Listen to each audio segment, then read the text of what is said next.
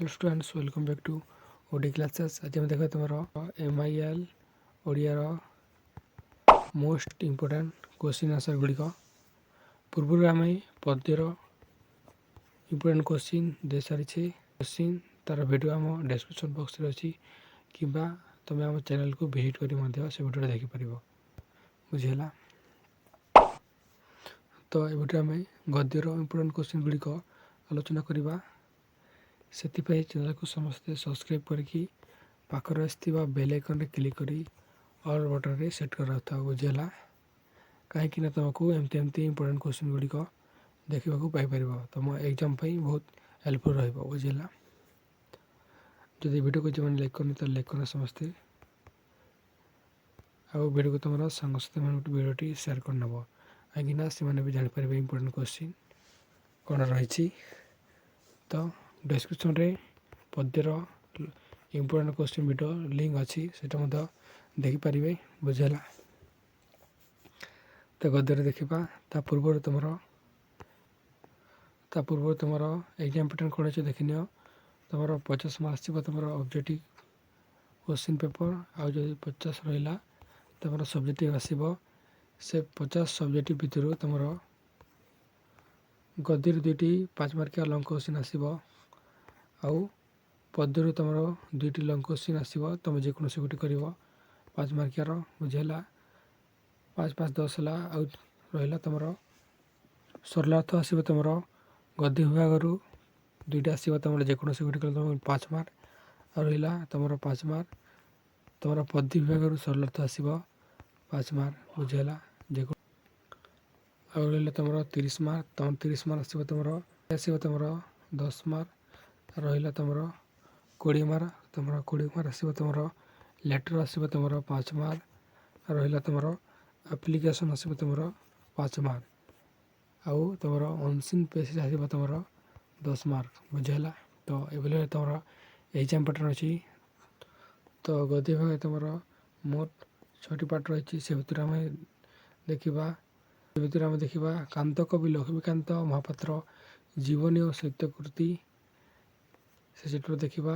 आगे देखा तुम जन्मभूमि तापर अच्छी सभ्यता विज्ञान मातृभाषा और लोकशिक्षा नरेंद्र विवेकानंद ओडिया साहित्य कथा ये तुम 6टी चैप्टर रहा से भर आम 5टी चैप्टर देखा ना कौन कौन तुम रहा ओडिया साहित्य कथा ए भर तुम सरलार्थ आउ लंग क्वेश्चन आसवानी टोटाली बुझेगा।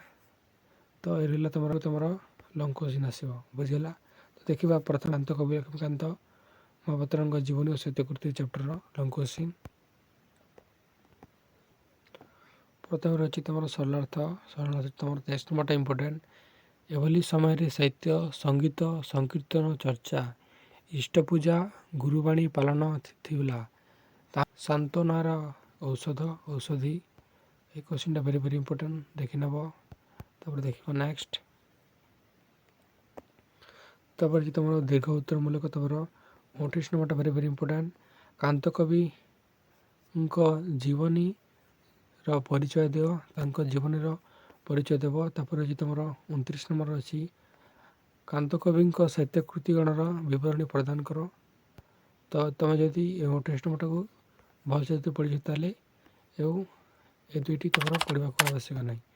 तो वेरी वेरी इम्पोर्टाट रहा तुम 28 नंबर बुझेगा। तो देखी नब तुम देखा नेक्स्ट सब्जेक्ट तब तो ये आम देखा जन्मभूमि most important long question Gudi कौन अच्छी। तो प्रसंग सरलार्थ रही पूर्व कही तुम जदि पद्यर वीडियो देखन ताले देखन कहीं तुम जदि पद्यर सरलार्थ वीडियो देखी देछ ताले गल्पर सरलार्थ तुमको देखार किसी आवश्यक ना बुझेगा। जदि पार्छ ताले गल्पर देखिपार जदि तुम पद्यर वीडियो देखन ताले डिस्क्रिप्शन लिंक अच्छी से देखिपर कि आम टेलीग्राम चैनल तार लिंक अच्छी डिस्क्रिप्शन लिंक अच्छी से जॉइन जाओ टेलीग्राम रे बुझेगा। तो देखा आम दीर्घ उत्तर मूलक 43 नंबर वेरी वेरी इम्पोर्टाट ग्राम देखा एक परिवार परंपरा संपर्क पठित प्रबंध को भित्ति कर वर्णना कर ये क्वेश्चन वेरी वेरी इम्पोर्टाट। तुम 44 नंबर 44 ନମ୍ବରଟା ମଧ୍ୟ ଭେରି ଭେରି ଇମ୍ପୋର୍ଟାଣ୍ଟ। ମନୁଷ୍ୟକୁ ବହୁ ପରିମାଣରେ ପରମ୍ପରାର ଦାସ ବୋଲି କହିବାର ଯଥାର୍ଥତା କ'ଣ? ତାପରେ ଭେରି ଇମ୍ପୋର୍ଟାଣ୍ଟ କ୍ୱେଶ୍ଚିନ୍ ଦେଖିନେବ। ତାପରେ ହେଉଛି 45 ନମ୍ବରଟା ଭେରି ଭେରି ଇମ୍ପୋର୍ଟାଣ୍ଟ। ପଲ୍ଲୀର ଶିକ୍ଷିତ ସମ୍ପ୍ରଦାୟ ଓ ଶ୍ରୀକୃଷ୍ଣଙ୍କ ମଧ୍ୟରେ ତୁଳନା କେତେ ଦୂର ଯୁକ୍ତିଯୁକ୍ତ ବୁଝାଇ ଲେଖ। ଏ କ୍ୱେଶ୍ଚିନ୍ଟା ଭେରି ଭେରି ଇମ୍ପୋର୍ଟାଣ୍ଟ ଦେଖିନେବ। ତାପରେ ଦେଖିବା ନେକ୍ସଟ ଚାପ୍ଟର। ଏବେ ଆମେ ଦେଖିବା ସଭ୍ୟତା ବିଜ୍ଞାନ। ତା ପୂର୍ବରୁ ଯେଉଁମାନେ ଚ୍ୟାନେଲକୁ ସବସ୍କ୍ରାଇବ୍ କରିନଥିଲେ ସବସ୍କ୍ରାଇବ୍ କରିନିଅ, ଆଉ ପାଖରେ ଆସିଥିବା ବେଲ୍ ଆଇକନ୍ରେ କ୍ଲିକ୍ କରି ଅଲରେ ସେଟ୍ କରିଥାଅ। ଯେଉଁମାନେ ଭିଡ଼ିଓକୁ ଏପର୍ଯ୍ୟନ୍ତ ଲାଇକ୍ କରିନି ତାହେଲେ ଲାଇକ୍ କରିନିଅ ସମସ୍ତେ, ଆଉ ସବସ୍କ୍ରାଇବ୍ କରିନଥିଲେ ସବସ୍କ୍ରାଇବ୍ କରିନିଅ, କାହିଁକିନା ମୁଁ ତୁମକୁ ଇମ୍ପୋର୍ଟାଣ୍ଟ କ୍ୱେଶ୍ଚିନ୍ ଦେଉଛି, ସେଥିପାଇଁ ସମସ୍ତେ ଚ୍ୟାନେଲକୁ ସବସ୍କ୍ରାଇବ୍ କରିନିଅ। ବୁଝିଲା? ଏଇ ଯେଉଁ ତୁମର ଇମ୍ପୋର୍ଟାଣ୍ଟ କ୍ୱେଶ୍ଚିନ୍ ଦେଉଛି ନା, ସେଥିମଧ୍ୟରୁ ତୁମର ବୋର୍ଡ଼ରେ ସବୁ କ୍ୱେଶ୍ଚିନ୍ ଆସିବ, ମାନେ କିଛି କ୍ୱେଶ୍ଚିନ୍ ଆସିବ। ବୁଝିହେଲା? ଇମ୍ପୋର୍ଟାଣ୍ଟ ଅଛି ତୁମର 25 ନମ୍ବରଟା ସଭ୍ୟତାର ବିକାଶରେ ବିଜ୍ଞାନର ଥିବା ଅବଦାନ ପଠିତ ପ୍ରବନ୍ଧ ଅନୁସରଣରେ ଆଲୋଚନା କର। ଏ କ୍ୱେଶ୍ଚିନ୍ଟା ଭେରି ଭେରି ଇମ୍ପୋର୍ଟାଣ୍ଟ। ତାପରେ ଅଛି ତୁମର 24 ନମ୍ବର ଭାରତୀୟ ସଭ୍ୟତା ଓ ବାହ୍ୟ ସଭ୍ୟତା ସମ୍ପର୍କରେ ଲେଖକଙ୍କ ଦୃଷ୍ଟିଭଙ୍ଗୀ ପ୍ରତିପାଦନ କର। ଏ କ୍ୱେଶ୍ଚିନ୍ଟା ଭେରି ଭେରି ଇମ୍ପୋର୍ଟାଣ୍ଟ। ତାପରେ ଅଛି ତୁମର 27 ନମ୍ବରଟା ଇମ୍ପୋର୍ଟାଣ୍ଟ ଅଛି, ଜଲ୍ଦି ପାରୁଛ ଦେଖି ନେବ। ସଭ୍ୟତା ଓ ବିଜ୍ଞାନ ପରସ୍ପର ଆଶ୍ରୟୀ, ଏହାର ଯଥାର୍ଥତା ନିଜର ଅନୁଭୂତି ଲେଖ। Very very important. ଯଦି ପାରୁଛ ତାହେଲେ ଦେଖିନେବ 27 ନମ୍ବରଟା, କିମ୍ବା ତୁମେ ଯଦି ପାରୁନ ତାହେଲେ 25 ଆଉ 26 ନମ୍ବରଟା ଭଲସେ ପଢ଼ିବ। ବୁଝିହେଲା? ତାପରେ ଦେଖିବା ନେକ୍ସଟ ଚାପ୍ଟର। ଏବେ ଦେଖିବା ମାତୃଭାଷା ଓ ଲୋକଶିକ୍ଷା।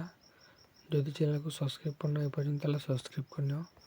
ବୁଝିହେଲା? ବାରମ୍ବାର କହିଛି, ଇମ୍ପୋର୍ଟାଣ୍ଟ କ୍ୱେଶ୍ଚିନ୍ ଏଇଟା, ତ ସମସ୍ତେ ସବସ୍କ୍ରାଇବ୍ କରିନିଅ। ତ ମାତୃଭାଷା ଓ ଲୋକଶିକ୍ଷାର ଇମ୍ପୋର୍ଟାଣ୍ଟ କ୍ୱେଶ୍ଚିନ୍ ଅଛି ତୁମର 25 ନମ୍ବରଟା ଭେରି ଭେରି ଇମ୍ପୋର୍ଟାଣ୍ଟ। ମାତୃଭାଷା ଶିକ୍ଷା ହିଁ ଦେଶ ଓ ଜାତିର ପ୍ରଗତିର ପରିଚାୟକ, ଆଲୋଚନା କର। ଏ କ୍ୱେଶ୍ଚିନ୍ଟା ଭେରି ଭେରି ଇମ୍ପୋର୍ଟାଣ୍ଟ, ଭଲସେ ଦେଖିନଥିବ। ବୁଝିଲା? ମେ ବି ତୁମର ଏକ୍ଜାମ୍ଟା ଆସିପାରେ। ବୁଝିହେଲା? ତାପରେ ଯେ ତୁମର 29 ନମ୍ବରଟା ଇମ୍ପୋର୍ଟାଣ୍ଟ ଅଛି। ଜନତାର ସାମୂହିକ ଶିକ୍ଷା ପାଇଁ ମାତୃଭାଷା ହିଁ ପ୍ରକୃତ ମାଧ୍ୟମ, ଉକ୍ତିର ସତ୍ୟତା ପ୍ରତିପାଦନ କର। ଏ କ୍ୱେଶ୍ଚିନ୍ଟା ବୋର୍ଡ଼ରୁ ବାରମ୍ବାର ଆସୁଛି, ଇମ୍ପୋର୍ଟାଣ୍ଟ କ୍ୱେଶ୍ଚିନ୍ ଦେଖିନଥିବ। ବୁଝିହେଲା? ତାର ଆନ୍ସର୍ ଖୋଜିକି ନିଜେ ପଢ଼। ତାପରେ ଦେଖିବା ନେକ୍ସଟ ଚାପ୍ଟର। ଏବେ ଦେଖିବା ନରେନ୍ଦ୍ର ବିବେକାନନ୍ଦ। ତା ପୂର୍ବରୁ ଯେଉଁମାନେ ଭିଡ଼ିଓକୁ ଲାଇକ୍ କରିନ ତାହେଲେ ଲାଇକ୍ କରିନ ସମସ୍ତେ। ବୁଝିହେଲା? ତ ନରେନ୍ଦ୍ର ବିବେକାନନ୍ଦର ଇମ୍ପୋର୍ଟାଣ୍ଟ କ୍ୱେଶ୍ଚିନ୍ ଅଛି ତୁମର 27 ନମ୍ବରଟା ଭେରି ଭେରି ଇମ୍ପୋର୍ଟାଣ୍ଟ। ବିବେକାନନ୍ଦଙ୍କର ଭାରତ ପରିଭ୍ରମଣର ଉଦ୍ଦେଶ୍ୟ ଓ ପରିଣତି ଆଲୋଚନା କର। ଏ କ୍ୱେଶ୍ଚିନ୍ଟା ଭେରି ଭେରି ଇମ୍ପୋର୍ଟାଣ୍ଟ। ତାପରେ ତୁମର 29 ନମ୍ବରଟା ଇମ୍ପୋର୍ଟାଣ୍ଟ ଅଛି। କେଉଁ କେଉଁ ଘଟଣାବଳୀ ବିବେକାନନ୍ଦଙ୍କୁ ଗୃହତ୍ୟାଗୀ ସନ୍ନ୍ୟାସୀ ପରିବର୍ତ୍ତେ ସମାଜ ସଂସ୍କାର ହେବାର ସହାୟକ ହୋଇଥିଲା, ଆଲୋଚନା କର। ଏ ଦୁଇଟି କ୍ୱେଶ୍ଚିନ୍ ଭେରି ଭେରି ଇମ୍ପୋର୍ଟାଣ୍ଟ, ଦେଖିନେବ। ବୁଝିହେଲା? ଭଲସେ ଏହାକୁ ଘୋଷିବ। ବୁଝିହେଲା? ତାପରେ ଅଛି ତୁମର ଓଡ଼ିଆ ସାହିତ୍ୟ କଥା ଥିବ, କିନ୍ତୁ କୌଣସି ସରଳାର୍ଥ କିମ୍ବା ଦୀର୍ଘ ଉତ୍ତରମୂଳକ ପ୍ରଶ୍ନ ଲେଖିବା ପାଇଁ ଦିଆଯିବ ନାହିଁ। ମାନେ ତୁମ ଏଇ ଓଡ଼ିଆ ସାହିତ୍ୟ କଥା ଚାପ୍ଟରରୁ ଲଙ୍ଗ୍ କ୍ୱେଶ୍ଚିନ୍ କିମ୍ବା ସରଳାର୍ଥ ଆସିବ ନାହିଁ। ବୁଝିହେଲା? ତ ଯଦି ଚ୍ୟାନେଲକୁ ସବସ୍କ୍ରାଇବ୍ କରିନ ତାହେଲେ ସବସ୍କ୍ରାଇବ୍ କରିନିଅ। ଅନ୍ୟ ସ୍ପିଡ଼ରେ ମଧ୍ୟ ବହୁତ ଜଲ୍ଦି ଭିଡ଼ିଓ ଅପଲୋଡ଼ ହେଉଛି, ସେଥିପାଇଁ ଚ୍ୟାନେଲକୁ ସମସ୍ତେ ସବସ୍କ୍ରାଇବ୍ କରିକି ପାଖରେ ଆସିଥିବ ବେଲ୍ ଆଇକନ୍ରେ କ୍ଲିକ୍ କରି ଅଲରେ ସେଟ୍ କରି ରଖିଥାଅ। ବୁଝିହେଲା? ଯଦି ଏହି ଭିଡ଼ିଓକୁ ଲାଇକ୍ କରିନ ଏପର୍ଯ୍ୟନ୍ତ ତାହେଲେ ଲାଇକ୍ କରିନ ସମସ୍ତେ, ଆଉ ଭିଡ଼ିଓକୁ ତୁମର ସାଙ୍ଗମାନଙ୍କୁ ସମସ୍ତଙ୍କୁ ଭିଡ଼ିଓଟି ସେୟାର କରିନିଅ। ବୁଝିହେଲା? କାହିଁକିନା ସେମାନେ ବି ଜାଣିପାରିବେ ଇମ୍ପୋର୍ଟାଣ୍ଟ କ୍ୱେଶ୍ଚିନ୍। ବୁଝିହେଲା? ଆଉ ଡେସ୍କ୍ରିପ୍ସନ୍ ଟେଲିଗ୍ରାମ ଲିଙ୍କ୍ ଅଛି ମଧ୍ୟ, ସେଇଟା ମଧ୍ୟ ଜାଣିପାରିବେ। ଆଉ ଗୋଟେ ଡେସ୍କ୍ରିପ୍ସନ୍ ବକ୍ସରେ ଲିଙ୍କ୍ ଅଛି, ଦେଖିପାରିଥିବ। ତୁମର ପଦ୍ୟର MIL ପଦ୍ୟର ଇମ୍ପୋର୍ଟାଣ୍ଟ କ୍ୱେଶ୍ଚିନ୍ ଗୁଡ଼ିକର ଭିଡ଼ିଓ ଅଛି, ଡେସ୍କ୍ରିପ୍ସନ୍ରେ ଦେଖିପାରିବ। ବୁଝିହେଲା? ତ ଭିଡ଼ିଓ ଟ୍ରେଣ୍ଡ କରିଛି। Thank you.